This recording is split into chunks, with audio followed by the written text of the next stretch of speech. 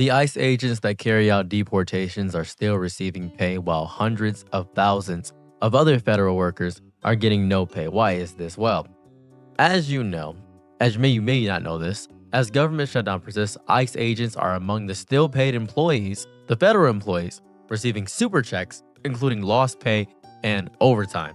This is going on. Where is that budget coming from, you might ask? Well, we're not going to talk about that. We're not going to ask about that. We're not. Let's go ahead and read this. The Trump administration has promised tens of thousands of federal agents carrying out his immigration crackdown, and they will be paid during the government shutdown, according to emails seen by Reuters, even as other federal workers go without pay. The pay plan was communicated to U.S. Immigration Customs Enforcement, ICE, and U.S. Customs Border Protection, CBP, staff on Wednesday, and separate internal emails seen by Reuters.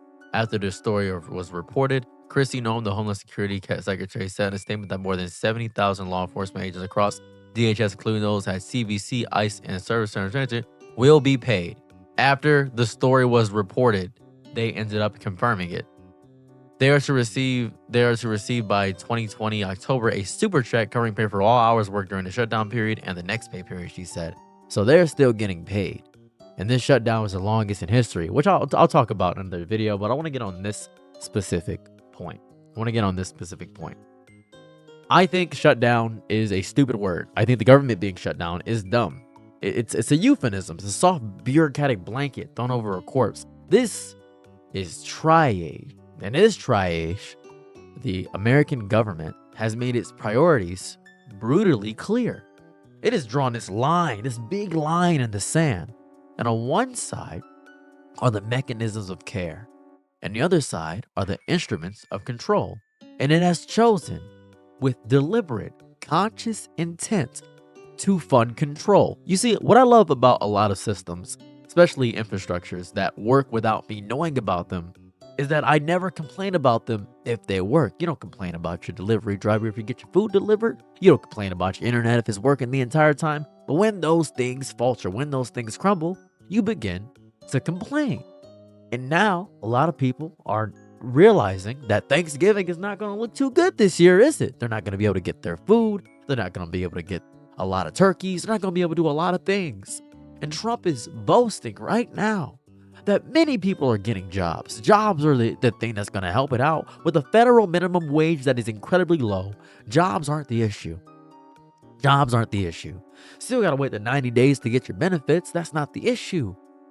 The issue is that there was something set in place that helped out everybody, and now there's not. Think about the logistics for a moment. This isn't a passive outcome, not an accident.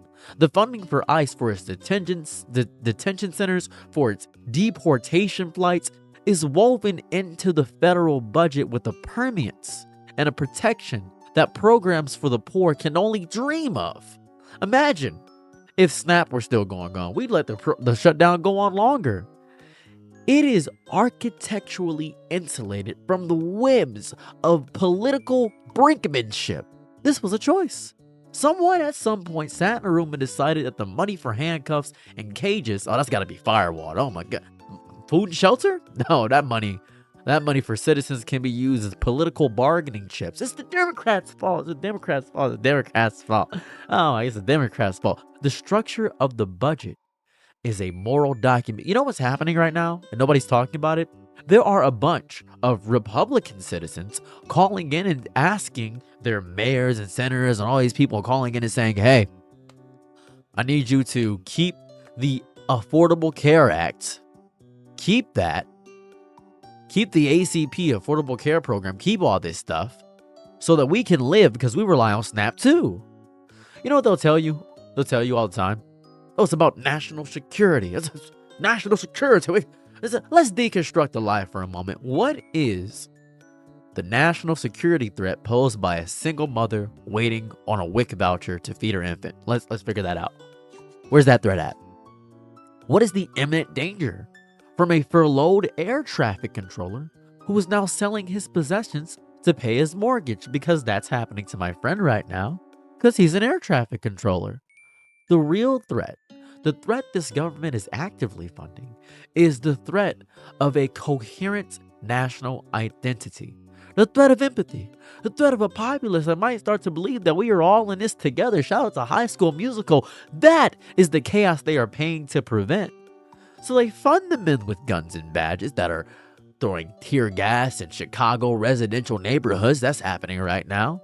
Who knock down doors at dawn. They ensure the checks clear for the guards who watch over the cages. They keep the bureaucracy of fear humming along. They see they're starving us, right?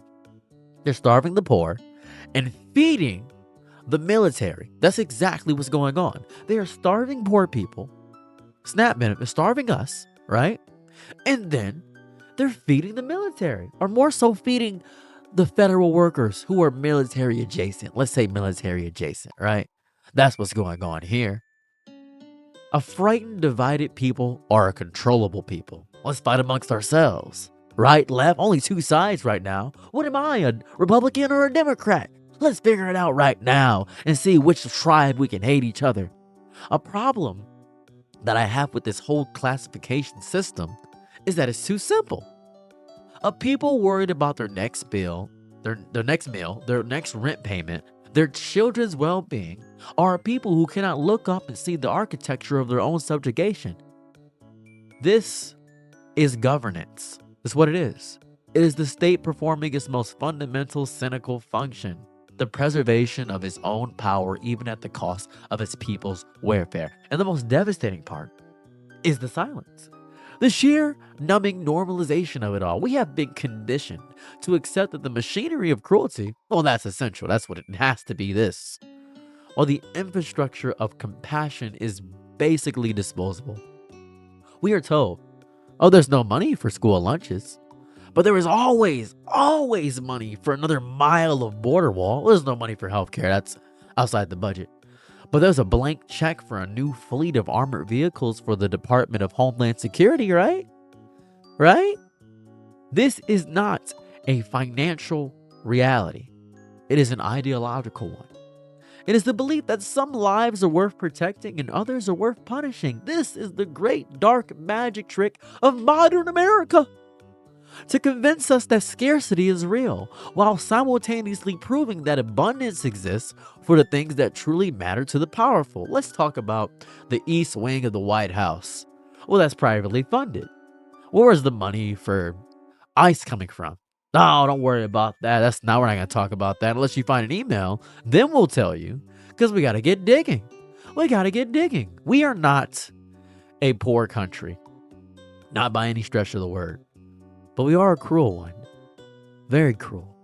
We have simply chosen to allocate our vast resources towards the project of policing human desperation rather than alleviating it. So when you see that ICE truck agent getting his paycheck on time, oh boy, I'll get to feed my family for Thanksgiving because I'm protecting against threats. I get to deport another family. I get to have fun and be so evil towards people. It's great. Not only do I get to be a prick, and I also get to be fed for Thanksgiving. This is going to be great. God bless America. God bless the USA. This is so great. The TSA workers, you know what they're doing? Line up at the food bank, hoping the bread isn't moldy, hoping it's not crushed, praying to the same God that the ICE people are praying to. Understand what you are seeing. You are not seeing a government that has run out of money. No, not at all. Not even close. You are seeing a government that has run out of excuses. Period. That's it. Mask is off. The budget is the truth. And the truth is that the hierarchy of American life, the man who carries the handcuffs, will always be fed before the child who needs the lunch. Always. The cage will always be maintained before the classroom. That's how it has to be. The enforcement of borders will always be more essential than feeding the citizens in the Commonwealth. That's what's going to happen. To me, in the beginning of this video, I said I hate calling it a shutdown. I do. I really do. I don't enjoy calling what this is a shutdown because it's something deeper, more philosophical, more psychological than a shutdown. This, to me, is a revelation. 2 times in a row, every time he gets elected, every time the budgeting comes up, the funding comes up, there's always an issue. This is definitively right now the longest shutdown in U.S. history. I want you to really let those words culminate in your throat, in your gullet. This is the longest shutdown in U.S. history, period. And it feels mean. It feels mean. It feels really, really mean. It does. It's the cold, hard, unblinking eye of the state staring back at us, showing us exactly what it is and what we have allowed it to become. And the question is no longer one of anger, but of recognition. Do we see it? Ladies with gentle hands, men of all ages, non-binary niggas, do you see it? And if we see it, what are we going to do now that we know the monster's true face? What will we do? What will you do? What are you going to do about this, huh? What's going to happen? What's going to happen? What are you going to do? What are you going to do? What are you going to do? What are you going to do? I'm your nigga night, be my loyalties low. Ooh, happy to try what you need. Your world, I love to live in it. Ooh, I love the ride when you're free.